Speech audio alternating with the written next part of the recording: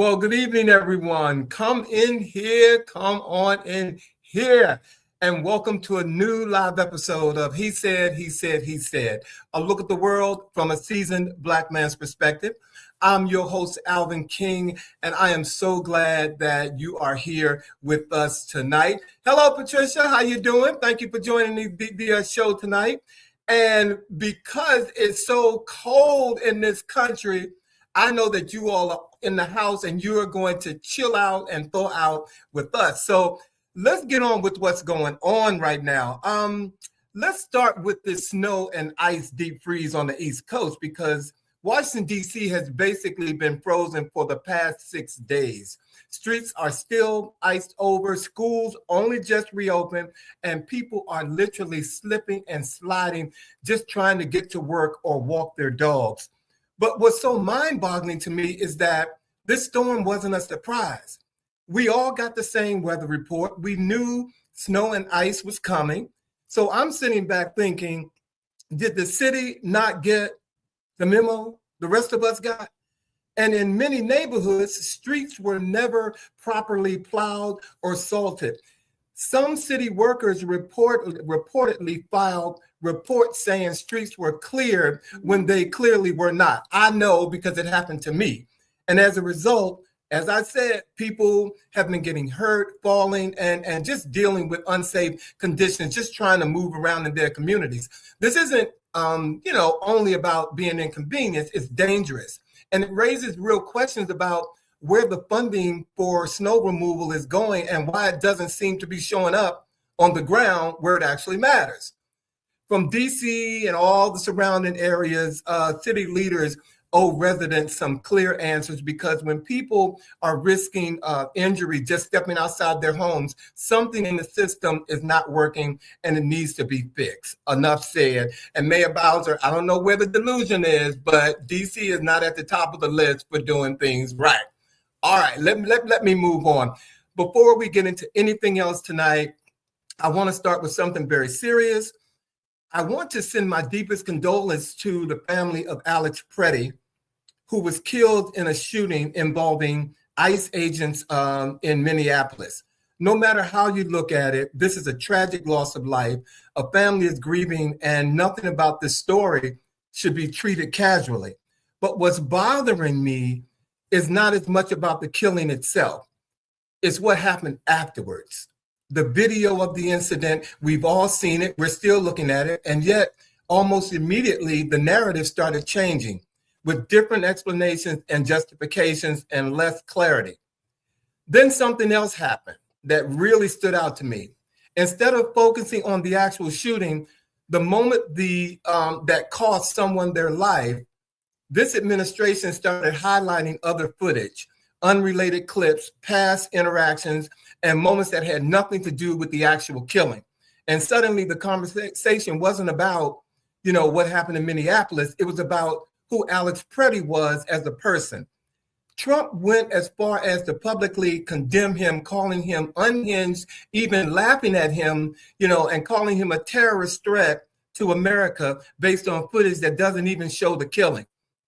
Our man is dead, guys. The video of the incident is out there, and the focus becomes about discrediting the victim instead of fully confronting what actually happened. That's called narrative management.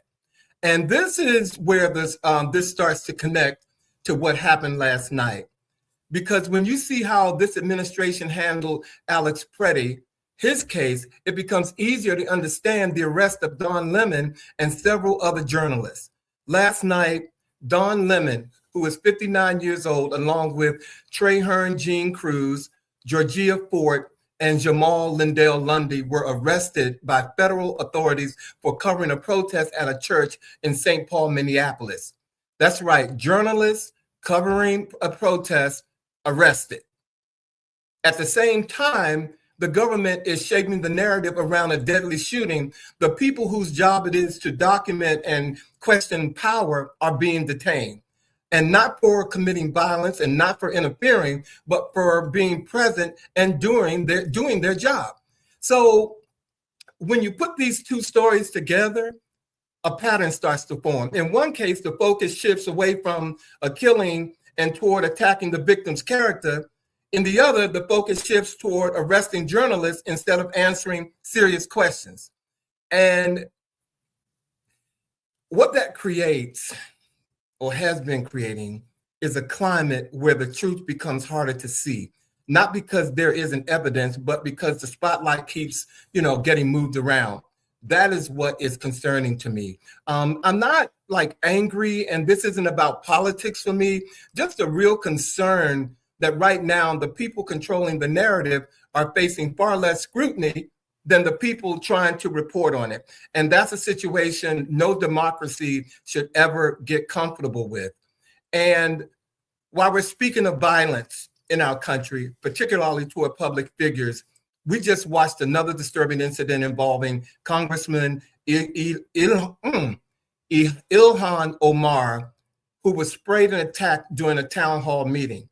A town hall meeting, a space that was supposed to be about dialogue and questions about disagreement without violence, but instead, someone decided, I'm not here to debate, I'm here to assault.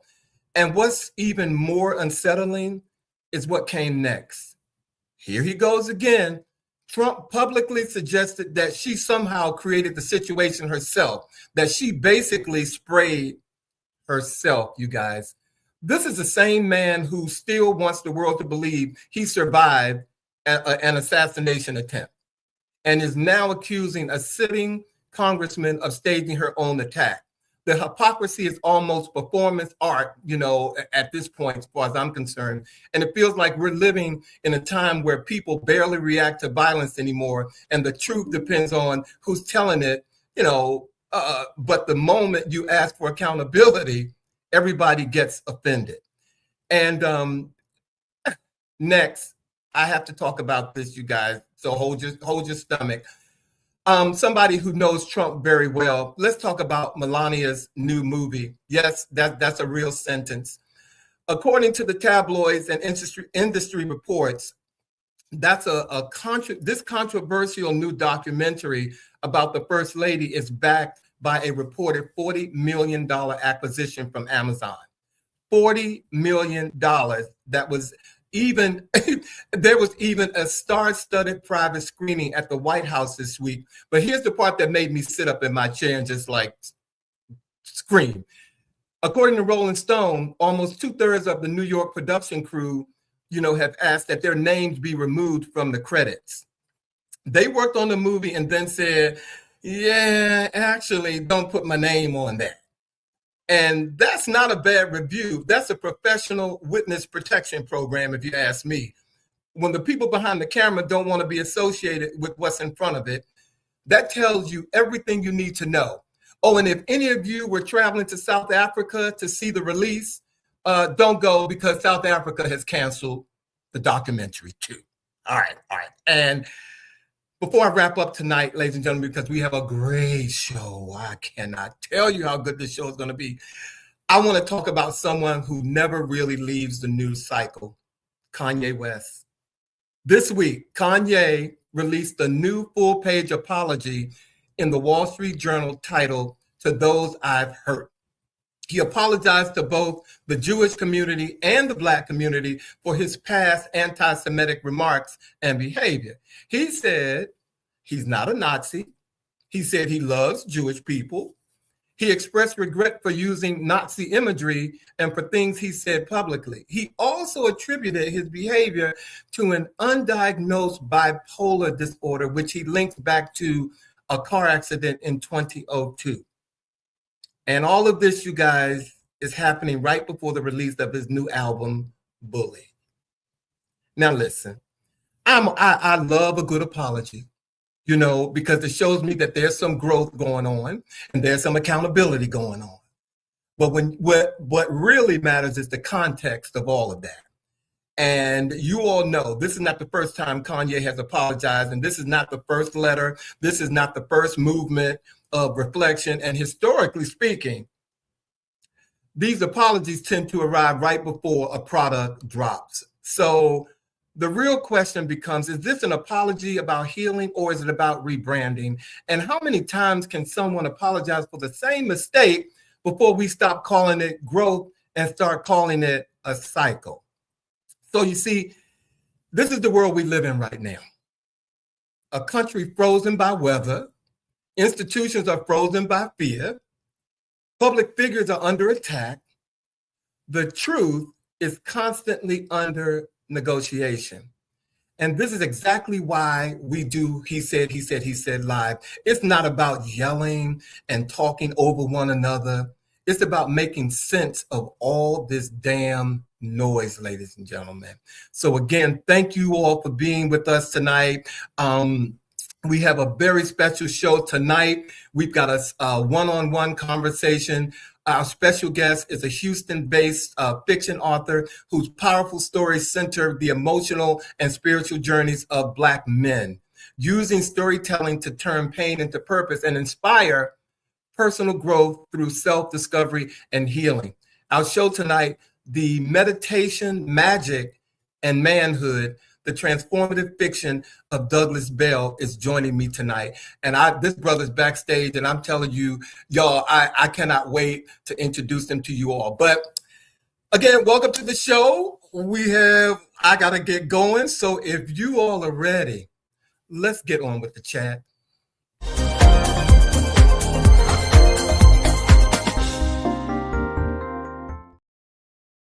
Hello, everybody. Once again, let me say hello to some of y'all who have come up in here. Thank you all. I know you all saw that advertisement and said, what is Alvin doing? Where are the guys? Yes, I'm going solo tonight. So I want to say hello to Patricia. Kendall, thank you for being here. Happy Friday to you. The Post News Group, thank you. Welcome to the show tonight. Let me see. I'm scrolling down. Dane 2024 from Be More. Thank you. Oh, that's my sister. Hey, Damon, thank you for being here tonight. Monica Pleasant, George Pringle is here. The Big Cheese, you know I love seeing you. Big Cheese, you said what? The lemon heads are traumatized. And you know what? Don Lemon is the Diana Ross of, as far as I'm concerned, of journalism to me. So I was traumatized too. The Big Cheese said I would give him a pass. Kanye is certified crazy. Nope. Michelle Sims, welcome to the show tonight. Dwayne Pureheart from Chicago, thank you. And a Raw Health, thank you for being here. He said that they haven't been happy since slavery ended in America, and hosting Civil War co-play is a thing. Also, in my view, the moaning we hear is from those catching the strays of their boat. Come on now. Thank you all for being here tonight. As I said, the guys are here. I am flying so low, but I'm flying high too. So I want to, I gotta talk to you all. This is our chat, and I gotta talk to you all about something. Hey, Rick Irick, thank you for being here, my brother. Tonight, I want to have a conversation about something that I know you all are talking about, especially right now. And my topic is, who owns the curb? So tonight, again, it's just me and y'all. And I want to talk about something small that somehow turns grown adults into neighborhood vigilantes. I'm talking about the cones, the folding chairs, and the trash cans. That random bucket that suddenly has authority. And if you live in DC, Philly, or New York, you already know. Because in DC, if you got a cone outside your house, that means you work for the government. If you live in DC, in Philly, it means that, touch this and see what happens. And if you live in New York, it means I'll be back in 30 seconds eventually. So you guys, before I get into the conversation and run through this, put a yes or so in the chat if you've seen this on your block or in your neighborhood, people putting cones and stuff outside, And the question becomes, why do they do it? So let's be fair. And I'm saying, why do they do it? And let me add myself to the equation, because this snow outside, I'm putting the damn chair outside. I've never done it, so judge me not. But let's be fair. I get it. Parking is tight sometimes. You work all day, you circle the block, and you just want to make sure that your parking space is right there. But some of you, get a spot and think that you can't really survive losing your spot. And many of you don't save parking spots. You all do form emotional attachments to your parking spaces. So, and that's where it becomes a problem, especially in the summer. All right. So when it goes left, now saving the spot for 5 minutes, that's one thing. But when you turn the cones into, something that you have your name on with chairs and duct tape or a handwritten sign that says "Do not park," that's more about you saying that your furniture should have a lease. And believe me, you don't own the curb. But what is the wildest thing, you guys, that you have seen in a spot holding a parking space? I know you all have seen some strange things. So here's the real issue behind all of that. Thank you all for weighing it. That's right, Kendall. I know. You know what, Kendall? I'm laughing at you, but yeah, I know you. And Dwayne, you live in Chicago, so I know you see it. So the way I see it, this isn't really about parking. It's really about stress control. When things, feel tight, people get territorial. Parking just happens to be the easiest place to act on it. And I'm telling you right now, let me also say again, in this weather that we're having right now, when I dig my car out, yes, I'm gonna put some furniture in that space. But in the summertime, that doesn't fly with me. In the springtime, that doesn't fly with me. If you don't have a handicap sticker in your car and I come home at 3 o'clock in the morning and that cone is in a space, you might just knock on my door, because I'm definitely going to move it. And when you think about it, therapy is expensive, but a folding chair is free. So I know that that's why people, be doing it. Okay, so let me close this by giving you all a little reality check. In most cities like DC, Philly, and New York, street parking is first come, first serve. Okay. Objects don't reserve spots. Cones are not legal documents, and trash cans are not city-issued permits. And before I go, do you all think the city should issue permits to put cones, or should they crack down on people putting cones in their spaces? Let me know. So I'm going to close this out right now and leave you all again with this. Who owns the curb? The city. The city owns the curb. And, not the cone, not the chair, not the loudest person on the block. The city owns the curb. And for real, if cones actually work, some of y'all would be charging rent on the curb, and that's not right. So you know what, I'm just going to say thank you all for letting me indulge you in that. And I see your comments on there. That's right. Raw Health said crack down on it. Kendall said when you spend hours shoveling out a parking space in Baltimore, it's understood, don't park here. Let me see. Monica said a person. Monica, you might have to give me some more dialogue on that one, my girl. And who is this First Ray Boys channel? I pay dearly to have a spot cleared. My chair has a sign that says "Don't even think about it." I know that's right. How you doing, JJ? Thank you for being here. And Oral Health, you're blessed. You're happy to have a garage, especially for now. I got a car cover, and the snow person came down the street at 4 o'clock this morning and pushed all the snow back up against my car. So, but you know what? I'm good. I'm here with you all. I got he said running, and I got a special guest that I'm about to introduce to bring him onto the show. But thank you all once again for being here. Again, I'm holding down. I know Bobby has already called me and sent me some love and said, you know what? Wait a minute. He's watching. Wherever he is, he's watching. He's right there, ladies and gentlemen. But if you all are ready, I want to go ahead and introduce you all to our special guest, because this brother is truly dynamic.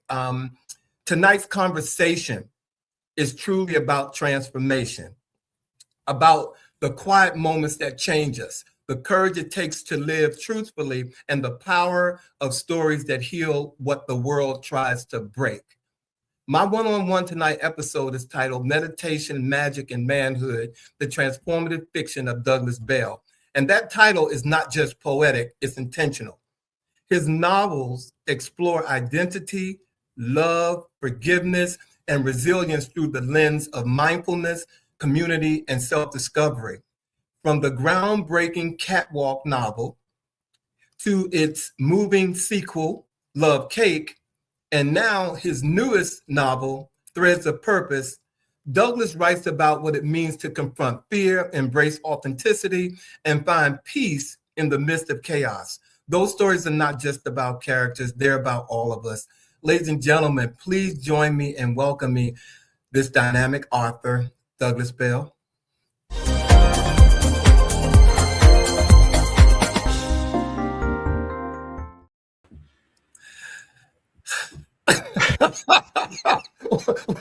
What? Your face said what? What a introduction, boy! I just love it. I just love it. Thank you for being here, Douglas. Douglas, you touching me? You make my day. I mean, I don't know what to do with myself. Yeah, you didn't make my day with that. Thank you for being here. I tell you, I have been following you and studying you, and I am just so glad that you are with us tonight, and I can share them with all of you guys. Douglas and I have a conversation that we're going to have with you guys, and please feel free to weigh in. So, Douglas, if you're ready, I'm going to go ahead and start the conversation because our viewers, the first thing they want to know, who is Douglas? So I'm going to start this conversation off by saying thank you once again for being here. And as I said, tonight is about transformation. And before we get into your books, I want people to, again, get to know you. So Douglas, when people hear Douglas Bell, they hear author. Who are you when you're not writing? Good question. Who am I when I am not writing? Well, I am a very community-minded person. That is the main thing that I am in.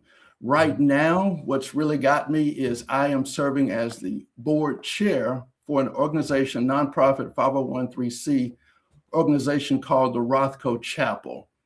If anybody is familiar with it, it is about a 54-year-old organization here in Houston, founded by the Demoneals. And it is basically on three legs: art, social justice, and spirituality are the three legs and the focus of the organization. And I actually am the first Black person serving as the board chair of this organization. Yes. And so I think it is such a compliment that they are looking to show that such an international institution like the chapel is there for everybody. Mm-hmm. Well, thank you. Thank you. And I know that you have spent 40 years in engineering and the corporate life. Yes. So, what finally gave you permission to step into this creative identity, Douglas? Well, you know what? You're sitting back some days and you ask yourself, what am I going to do with myself in retirement? And so my first thing I said, well, maybe I can go back to being a magician. A lot of people don't know this, but when I was a young man, I was a magician and I was performing specifically and really only for adults. It is much easier to perform for adults than it is a whole bunch of children. One thing, the women would go in the kitchen, the mothers would go in the kitchen, and the fathers would go in the garage, and you are left with all of these children. And I'm trying to tell you now, that is not where you want to be unless it is something you really want to do. So I realized I wanted to be just a magician for adults. I'm lucky enough, I have an engineering degree from University of Texas. So I worked for 12 years in engineering. I resigned, became a magician. I did that for about 5 or 6 years, went back to corporate America. While I was there, I got my MBA at Texas A&M University, moved into the executive ranks at oil and gas, and then asked myself after nearly 40 years, well, what am I going to do with myself? So I didn't want to go be a magician anymore. I thought about fashion, But at the same time, I was always writing because of the nonprofit work that I do. And also, too, I've been married now for about 20 years. And in the 20 years I've been married, I have written my wife nearly 1,000 letters. So I am always writing. Yes, it's letters all. Yeah, matter of fact, that box right there, yeah, it's letters all over the place. I love it. I love it. And so I'm always writing, and I had always been writing. And I had this story in my mind, this story around self-exploration, my own personal self-exploration, and that was the impetus of Cakewalk. And at first it was a short story, but then I sent it into a contest, and the guy said, you know, you can turn this into a novel. And I was like, what are you talking about? He said, yeah, you can do this. So I like a good challenge. And so that's how I eventually realized in retirement, in this last third of my life, I want to be an author. And that's how I got here. Well, you kind of spoke to something, a little something to my last question about who is Douglas. Your personal life led to a spiritual awakening. How did meditation and Buddhism change how you see yourself as a man? Wow. Okay, I'm gonna start this one from the beginning. When I was a young man, I found out that my second child is not my biological child. And I'm telling you now, Alvin, I was done. My goose was cooked. I'm sorry, I don't mean to laugh. I don't mean to it's the truth. And you know, but that's the beautiful thing. I can imagine. You can laugh about it. You can laugh about it now. And that's the whole point of it, is that we come out on the other side of this a better man, an emotionally available man, and a man that realizes that these things we go through in life are opportunities for growth, opportunities for development, opportunities to become the person really that God, the universe, wants you to become. So with that being said, I will say this too, though. I have the best mom in the whole wide world. My mama wears a big S on her chest. And when all of this came out, my mama flew in and she picked up her little child, with the claw, and she flew off, And but during that time, I was broken financially, mentally, emotionally, spiritually. I was done, and I did not know what to do. And I was at Barnes and Noble's, and I came across a book about happiness by the Dalai Lama. And I was just kind of like, happiness? I hadn't seen happiness in so long. I wouldn't know what it looked like. At that point, I wouldn't know what it looked like if it sat next to me. I mean, I didn't have a clue about happiness. And I started reading this, and it was things about it that really hooked me in a sense that I realized that I had to start becoming my own therapist. If I was going to be a functional adult, I had to become my own therapist. And where the Dalai Lama went was not only through these Buddhist principles, but he also talked about meditation. And so through meditation, I started finding the courage to ask, how did I get here? But then, and here's the thing about meditation. When you start meditating and you really just start allowing everything in your life to calm down, you start getting questions that really now you say to yourself, you know what, I'm going to ask this question, when before you were scared to touch this question, but now you have the ability through meditation to actually deal with that question you probably were trying to avoid. And the more I sat in meditation, the more the questions kept coming up about how I got here and what I was capable of. So with that being said, I then went to the judge in the midst of all of this. And I asked the judge for his time. And what came out of that was, I said, the child had nothing to do with this. I really had nothing to do with this either, in a sense that, yes, there were things that I did do in my marriage that brought this about, when there should have been a level of honesty with her regarding how I was feeling about her and how she was feeling about me. That's how this all led to it. You know what I'm saying? Mm-hmm. And I said that I wanted to help raise this child. I said that I was the only source of discipline of this child at the time. I told him that I was the only father that this child knew at the time, even though they did go find the biological father. Matter of fact, she knew who he was. And that's how we got here. It's because the child said one day, "Hey, Daddy, I got two daddies." And I was like, "What you talking about?" He's like, "I got two daddies." I was like, "You got one daddy, and that's me." Okay. And he's like, "No, you my second daddy. Daryl, my first daddy." It's kind of like, so anyway, so the judge said, "I need you to go talk to the biological father and ask for his permission." So that's how much this mattered to me, was that I went to him, introduced myself, and he was kind of like, "Oh, I know who you are." And I said, and I'm not going to say my son's name, but I said, "He's been in my life all this time, and I would like to continue being in his life."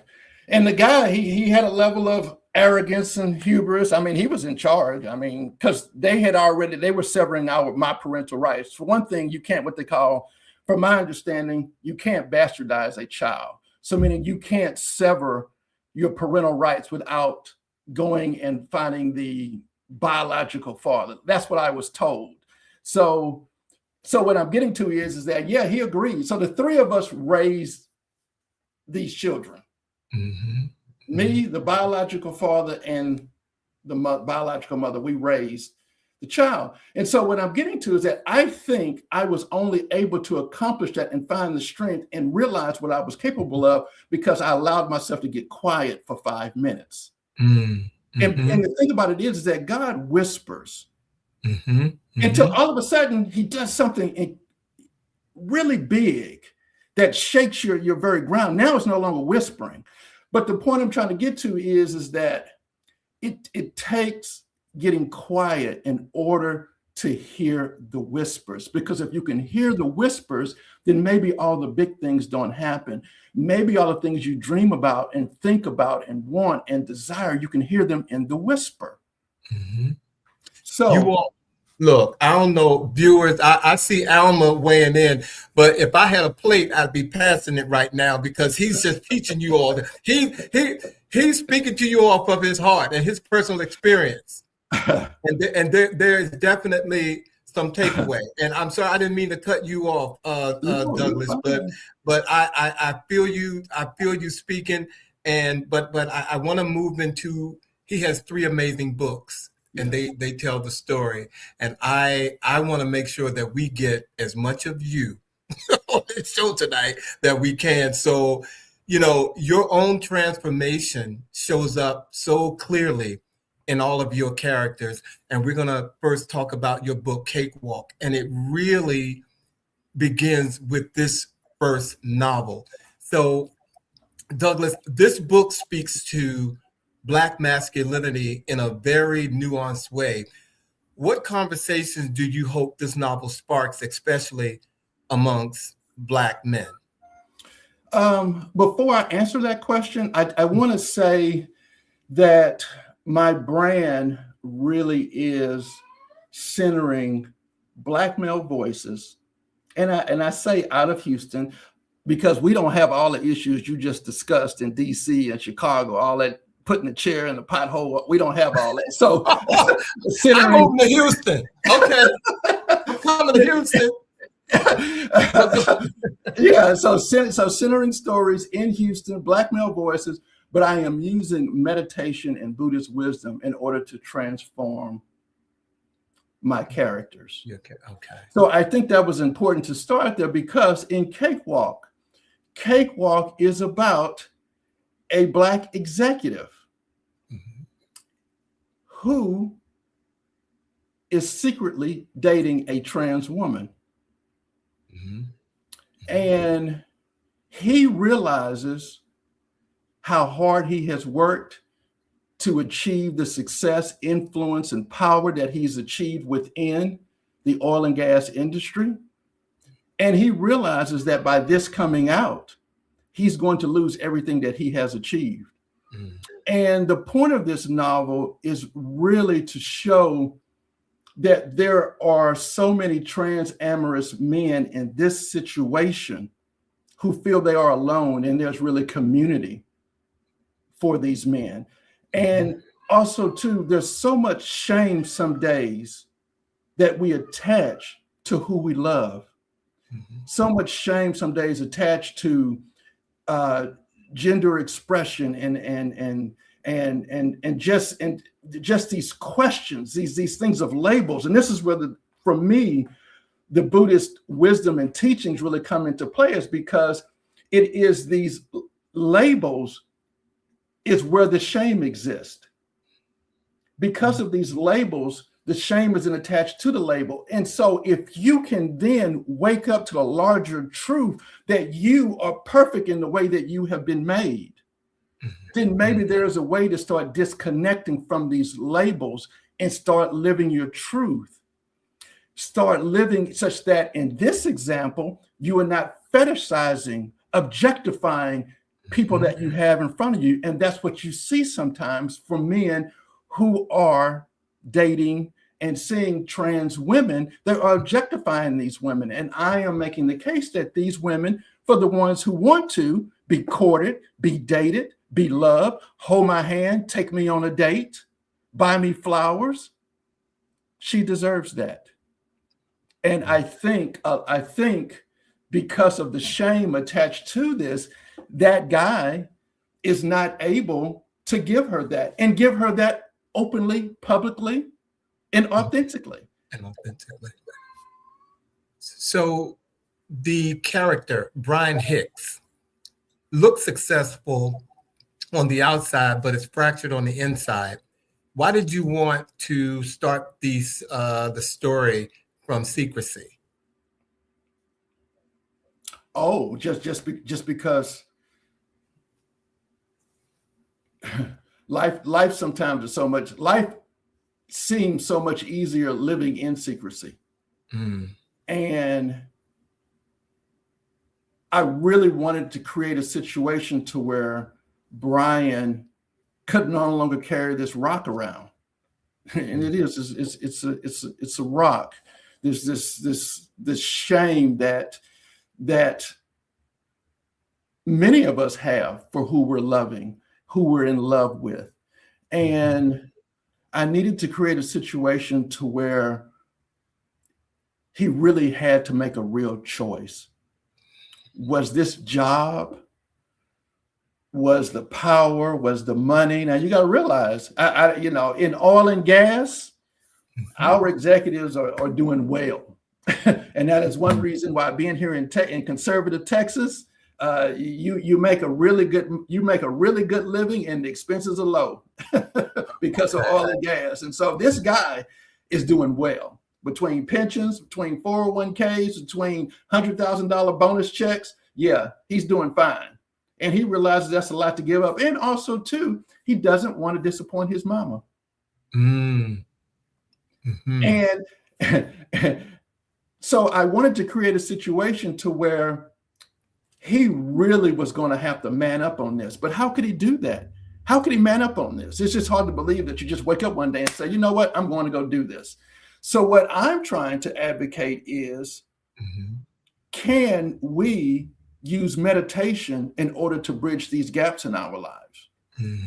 Now, the meditation is supported through Buddhist wisdom. You can also support meditation through Christian text, Hindu text, Islamic. So because I am a practicing Buddhist, and I helped start the Houston Zen Center here in Houston, Texas. Since I told you that story, I've been meditating daily since the mid-90s. I don't miss. Matter of fact, I go on week-long retreats where I observe noble silence. And that's hard for people to believe because I'm such a talker, but I go for an entire week and never say a word. I observe what's called noble silence. and you meditate from 4 a.m. till 10 o'clock at night. And that is where the real rubber meets the road, is that you're really sitting with yourself. Because here's the thing about life. When you are a place where you're struggling with who you are, either you're going to stop doing what you're doing because you want to sit with it, or you're going to continue doing what you're doing because you can't sit with it. So I really need to create a situation where Brian really saw the value in sitting with this, because he saw there was something, and in a Buddhist text they call it entering the stream. Once you enter this stream, he saw he needed to get to the other side. And that was why I'm using meditation in order to facilitate this letting go of the shame and waking up to the larger truth that who you are, you're fine who you are. And yeah, maybe this person doesn't agree, maybe this person doesn't like it, maybe this person does, but it doesn't mean you're wrong. It doesn't mean that God doesn't love you. Right. It doesn't mean that you can't live in this world and still achieve the things you're supposed to achieve. Right. That is the point to this. Well, you've already talked about in so many ways about how, Brian turned to meditation, or alluded to how he turned to meditation in his life, as his life unravels. But I want to, in going through the book, Houston doing the hero bill, and I'd like for you to share what that is, was a powerful backdrop.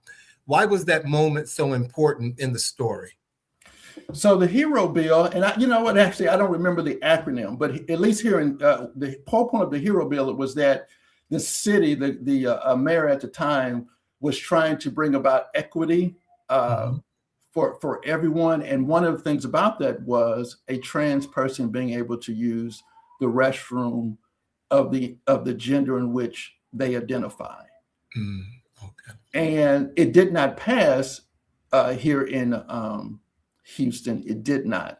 But what that then gets to is that he's in this relationship with her, and she's coming home with real world stuff. And that is the whole point to my novels, is to bring about real world situations. So she's coming home and she hadn't used the restroom because she can't. She can't. And so she's rushing in the door, and he's like, "Oh, hey, how you doing?" And she's making it to the restroom because she's been holding this, because she has nowhere to go and be safe. And so he's like waking up to kind of like, oh, wow, okay. A lot of things that he himself has never considered, and the whole point in the story is that you've got him as a Black male and all of the marginalization that comes with being a Black male in our society. But then she actually is a white trans woman. And what I'm trying to do here is to show that she is more marginalized than he is. But when she passes, does it flip? That's the question. When she passes as a cis woman, does it flip? So there are events in the story where she has passed in front of the police. I'm not going to give things away. Right. The dynamic has completely changed. I want our viewers, first of all, I'm gonna ask our producer to put up where you can get the book, get the series. You can't buy one. You got to buy all of them, okay? You got by it's DouglasBellBooks.com. Definitely go to the website and you'll see there. Douglas, if you don't mind, I want to transition into Love Cake. Yes. Because this is a sequel, if you will, or continuation of Cake Love. Yes. And once Brian finds the courage to live openly, the world around him becomes even more complicated. So Douglas, this book takes place during COVID, political unrest, and Black Lives Matter. Why did you choose to test Brian and Nadia during these moments, or this moment? Well, for one thing, that's when they were written. They were written during that time. So, that's sitting there looking at you right in the face each day. But once again, wanting to create a very, not extreme, but very real world situation for people, for the reader, and to offer a method or a way in which to deal with these very real situations. COVID-19, Black Lives Matter, Trump's politics, all that is real world. And Brian bringing meditation to Nadia. Oh, and so let me say this. So yes, for what it's worth, they are together, but they're running a bakery in Houston. They're running a bakery in Houston. It's the first queer bakery, the only queer bakery in Houston. And it has now been targeted by a politician. And so you ask yourself, how does one get through all of that? Well, what I'm advocating is that to take that time in your day, take 10 minutes, 20 minutes, 30 minutes, meditate, get quiet. You're going to find the strength you need in order to deal with the things that are in front of you. And that's what happens to them. Now, in the midst of this story, you've got, and that's my cat in the background that you hear back there. So don't worry about that. You don't even want to hear the conversation about cats. We just had a show about black men and cats. We just had a whole discussion. Oh, really? We gonna keep it moving. Okay, yeah. I'm not a cat person. I'm really not. But I love my cats, but I'm really not. But anyway, I just thought y'all were hearing that. So okay. So they are owning the bakery, doing all of this.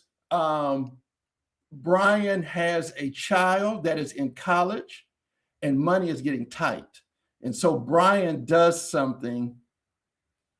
Okay, y'all. He turns the bakery into a strip club.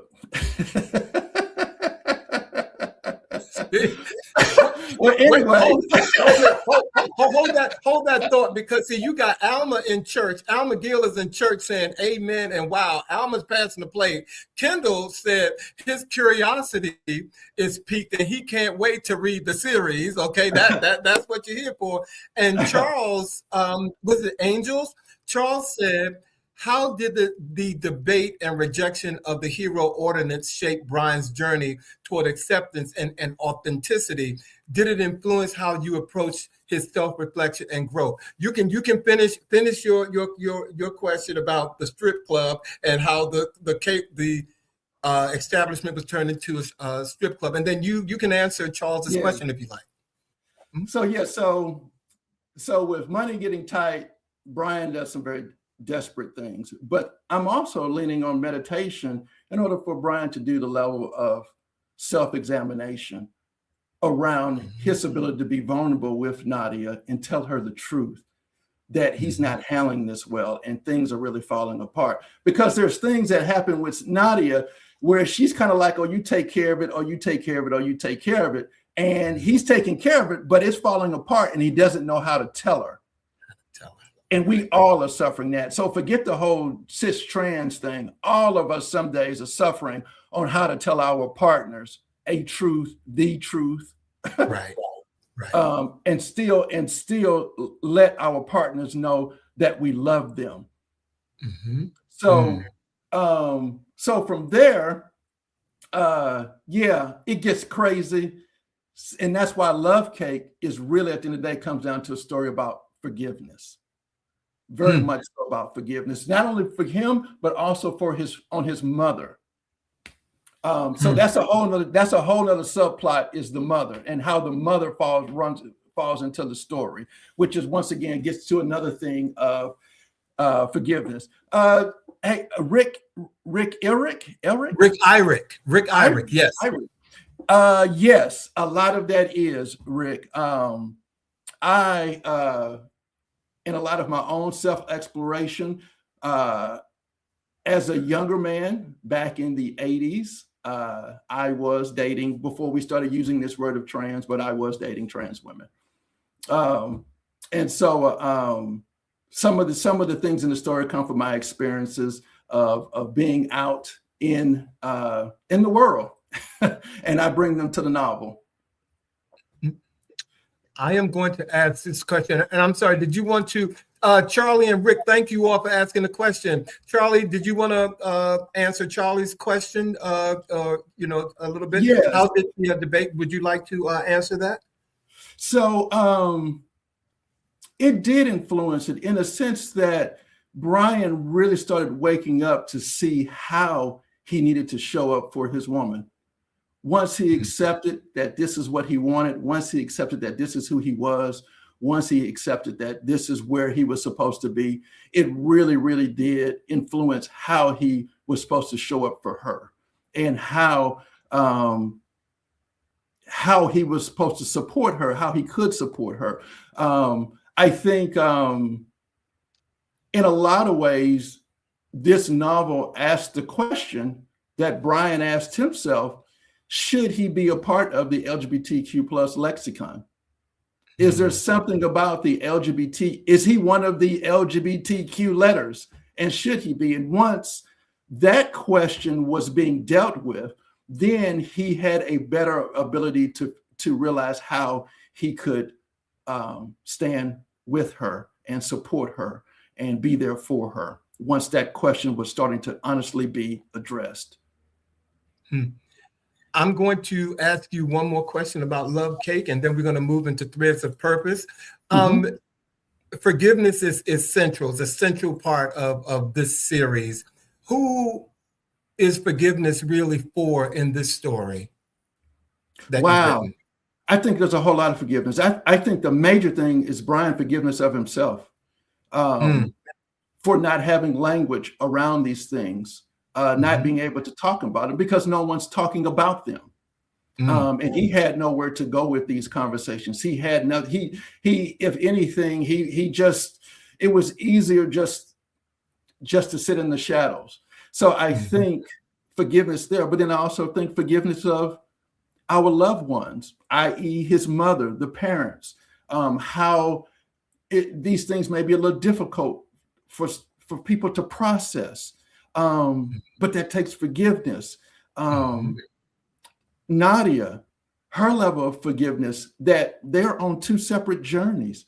She's fine with who she is. She's always known who she was. That's in the novel. That's never been a question. So the question is, can Nadia forgive him for his journey not being either at the same place at the same time or traveling, at the same pace. So I think, but then also too, for what it's worth, he has a son that comes out as queer in the midst of this, who wants to be a drag queen. So he has to deal with all of this. So it is forgiveness on all kinds. Exactly. There's a lot going on. There's a lot of spinning plates in these stories. Viewers, I told you all, again, my producer is going to put how you can get the series. You have to get it. I don't have it yet. And the reason why I don't have the book yet, because I told Douglas, I need him to sign every copy that I get. So if I have to go to Houston, I'm going to get the book. So Douglas, thank you. I'm going to move into now your newest novel, which is Threads of Purpose. And this shifts the lens a little bit, but the heart of the journey is still the same. So my first question for you is, before we dive into Asher and the deeper themes, tell us what Threads of Purpose is about and what personal moment or experience, if you will, compelled you to write this book. Okay. Well, I'm going to start with that second question first. I read a story about a young lady who committed suicide because she could not find the courage to tell her parents that she did not want to be a doctor any longer. She was in medical school.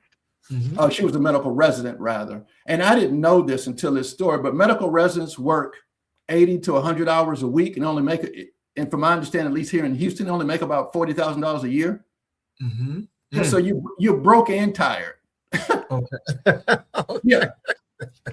You just are worn out on all levels. So that story kind of got me thinking. So Threads of Purpose is about a medical resident working here at a county hospital here in Houston. He is broke, but he is stealing and selling drugs from the hospital in order to make his ends meet. Okay. Now, the problem is that as a Black man who comes from a privileged household, he has very privileged ideas about the people he is operating on at the county hospital. And this is also a commentary about our healthcare system as well.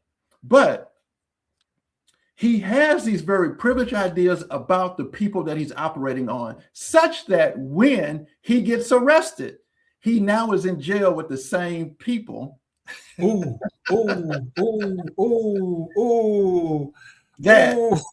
he has had the privileged thoughts about. So while he is in jail, he is then introduced to meditation. Okay. And that is where his journey starts to compassion and empathy. And I want to transition there to a question that one of the callers said about empathy and compassion. Yes, my empathy, and for me, is something that you feel. It's personal. Compassion, in a lot of ways, for me, is how you show it to the world. Compassion is what people see. I do feel, because of not only my experiences, but I do feel because of my ability to sit with myself, there is an ability to wake up that you are me and I am you. That there is no difference. Your pain is my pain. When I cause you pain, I cause myself pain. And I think only because of my ability to learn how to sit with my pain. And I'll say this, when I was a younger man and going through all of the things that I was going through, my abbot, her name is Galen. And an abbot is like your pastor, like in a Buddhist text. And I, for what it's worth, I grew up in a Black Baptist church. So I always laugh and call myself a Zen Baptist, for what it's worth. Okay. But anyway, I would sit on the meditation cushion for hours and I would cry, just cry. And she would say, sit. And she would, I remember she would always touch my shoulder and she would say, just sit, because you have to learn to sit with your pain. Your pain is there for a reason. Your pain is there to learn from, but you've got to sit with it. And yes, the kitchen is going to get hot, but if you don't learn how to sit in that hot kitchen, you are never going to grow. And she would make me just sit. But so I believe in my ability to sit with it. My empathy, I do think, has transformed into a bigger thing of compassion for the person I see in front of me and for their pain. You look at all the stuff going on with the immigrants now. You look at women's rights. You look at LGBTQ plus rights. You look at Black rights. You look at all these things, and you say to yourself, how can I show up? And I think when you take this time out, that's what happens. You start asking yourself, how can I show up? And right now, today, in a lot of ways, aside from the nonprofit work I'm doing, I'm showing up through these novels. So, but to go back to Threads of Purpose, yes, his journey through meditation starts up, and he realizes that he's actually a very terrible doctor. And he really wants to be a fashion designer.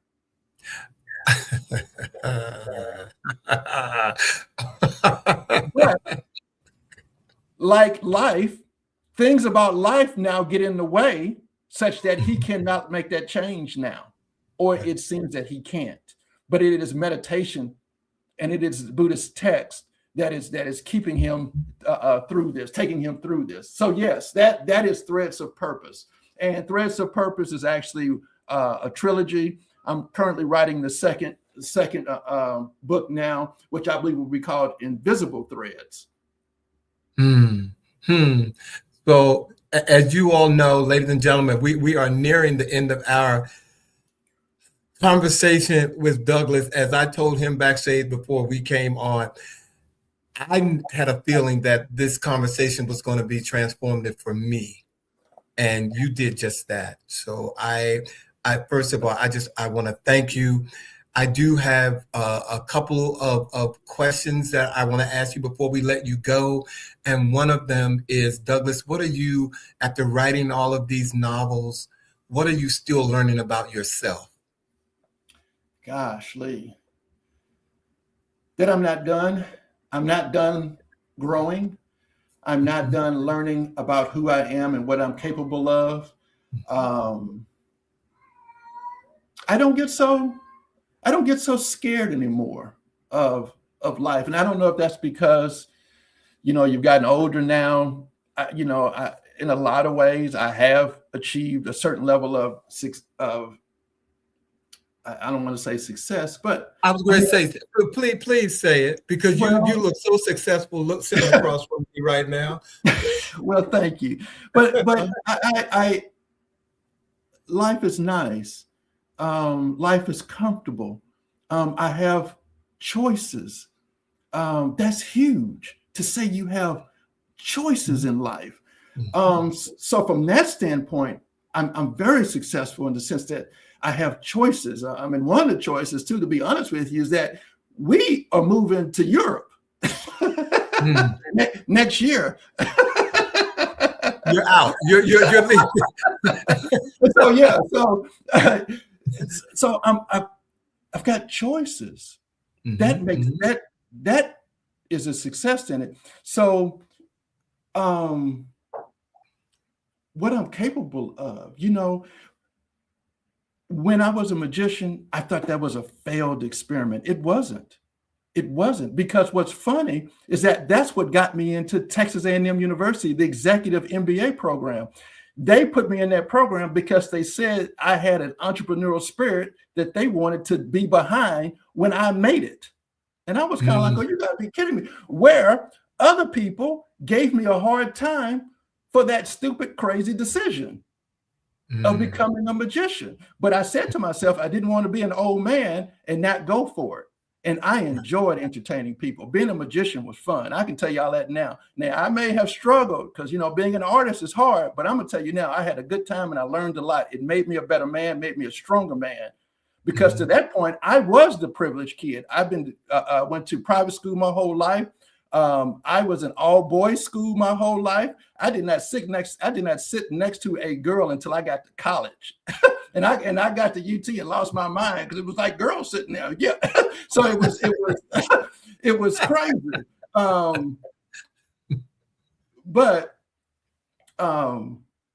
Yeah, that's what I see, is that I'm not so scared now of what's next, of what's possible. I do believe that it's okay. Whatever happens next, it'll be okay. There is no evidence that God has ever let me down. There is no evidence that the universe has never showed up. Even the days when you just like my mama always said, she said, if you can just keep moving, I don't care if you're crawling, if you can just keep moving, that's your part. God will show up. If you can that's your part. And that's why now I don't worry about it. And I think if I can get my children to see that and realize that if you just keep moving, it'll all work itself out. But you got to keep moving, even if you're crawling, even if you just just keep moving. So yeah, that's what's in my mind, Alvin, in terms of what's possible and what happens next. And we're just doing so many wonderful things with the organization that I'm with, and so. Well, again, I wanna thank you. You guys, I probably have like 15 more questions that I could ask Douglas Knight, but I can't let him spend the night. He does have a life and he has to go back. But Douglas, I want to thank you for joining us and blessing us tonight. And ladies and gentlemen, please buy his books. I mean, I don't have, there's no sale coming from me. I'm telling you, I think that this is one of the most prolific authors that I have met in a long time. And I love your stories. And I just, I cannot wait to get the book myself. So thank you, Douglas. We're going to have you to go backstage. I'm going to close out the show. And we're going to bring you back to say goodnight to everybody. But ladies and gentlemen, Douglas Bell. Thank you. Thank you. Well, ladies and gentlemen, I told you it was going to be a great interview tonight. And I so have thoroughly enjoyed interviewing Douglas. And thank you all for sticking with me while I went through the show tonight. Oh my God, it's not easy doing this show without, your co-hosts and folks, with you. It's just not easy doing that. But I got through it, and I want to tell you all, next week, ladies and gentlemen, we have a phenomenal woman joining us. I've known this woman from the catwalk. She has modeled it for every major designer in the world. And next week, she will be here on her 70th birthday for our show From Runway to Revelation, Sharon Magic Jordan Roach with her debut novel, Perspectives from the Secret Place, Grief, Grace, and Divine Calling. She will be here next week. And when I tell you, I don't use this word often, but she's fierce. And I can't wait to talk to Magic and see her again. It's been a long time. And our words of the week, ladies and gentlemen, are: spiritual growth is like learning to walk. We stand up, fall, stand, fall, take a step, fall, take a couple of steps, fall, walk a little better, wobble a bit, fall, run, and finally, eventually fly. These are the words of Jerry Larkin, ladies and gentlemen, for our words of the week. And if we can bring our special guest back to the to the camera tonight. Again, thank you, Douglas Bell, for being here. Incredible interview. And ladies and gentlemen, thank you all for being here. Thank you for giving up your Friday to be with little old me. And until next week, I want you all to be safe, and we will see you on the next new live episode of He Said.